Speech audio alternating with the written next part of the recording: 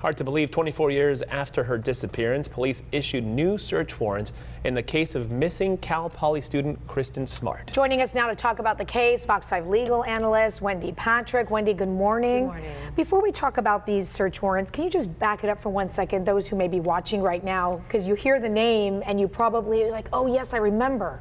Well, Kristen Smart went missing now 24 years ago. I mean, think about how long that is. She was walking home from a party early in the morning, 2 a.m., and there was a couple other people with her. Ended up just being one person, the last person that saw her alive, who, by the way, has become the suspect over the years. No criminal prosecution yet.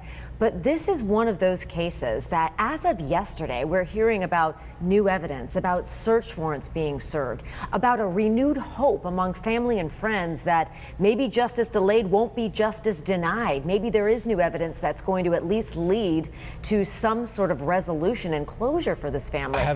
Have they said anything about what this new evidence could possibly be? They haven't, and that's one of the most frustrating things about really the public want to know, the curiosity we have, just the hearts and prayers we've had for this family over the years, is investigators don't want to compromise the integrity of an ongoing investigation. So they have to be very circumspect about how many details they can reveal. But what we do know is that search warrants were served in several different locations and that evidence was retrieved. Now they're obviously going to process that. They're going to be going through comparing what they have now versus what they gathered at the scene 24 years ago. But we're all going to wait with hope that we'll be able to find something that'll lead us to know what happened to her, who was the suspect, is there enough for any kind of a prosecution, and some of those other unanswered questions. Wendy, I've always wondered with these cases, when a crime is committed and then 20 years, 30 years, 40 years goes by, you almost think that as the years go by, you're not going to get an answer.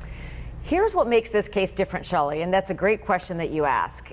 We live in a day and age where you can revitalize interest in cold cases, warm up cold cases, as we say, by talking about them. And the renewed interest in this case actually was sparked in part by a podcast about this case called Your Own Backyard. Wow. I mean, and isn't that a great title? I mean, we tend to forget the things that have gone on right in our own backyards that maybe we know something about. This is a case where there's actually still a missing persons poster up, even though she was declared dead in 2002, though no one had ever found her body. So it still remains. But what kind of evidence could you find 20-something years after? Like, what are they looking for? What could they possibly have? Well, in a word, forensics, because I was going to say, that's right. There has to be some sort of DNA that was found that they didn't find before, because since we don't know the specifics of what they found here, there have been other cases where 20, 30 years later, boom, they found the guy, they get a suspect, and usually that's DNA.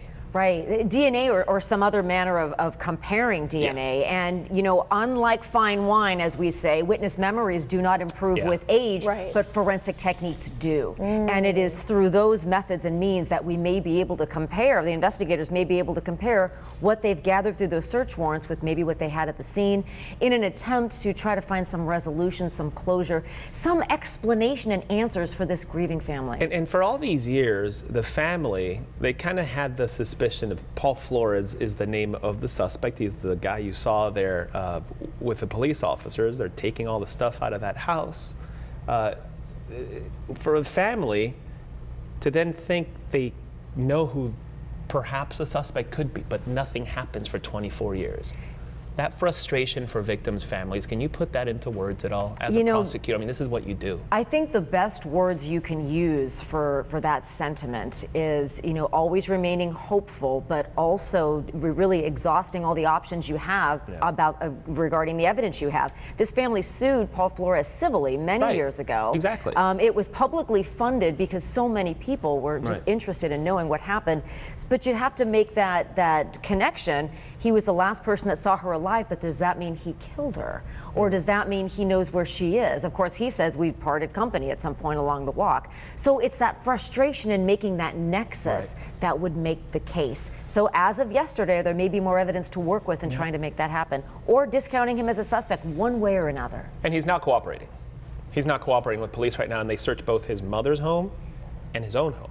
It's not surprising. It's not surprising that suspects are not cooperative. They don't want to run out and give statements. Lawyers are probably saying, "Take your time. Let's wait."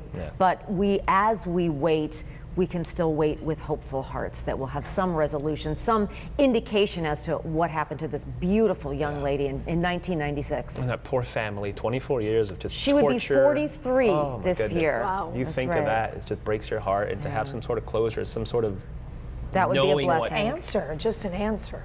Okay, yeah, this story is, I mean, worldwide. We'll follow it. Yeah, indeed. Wendy Patrick, thank you so much. We Thank appreciate you. your time.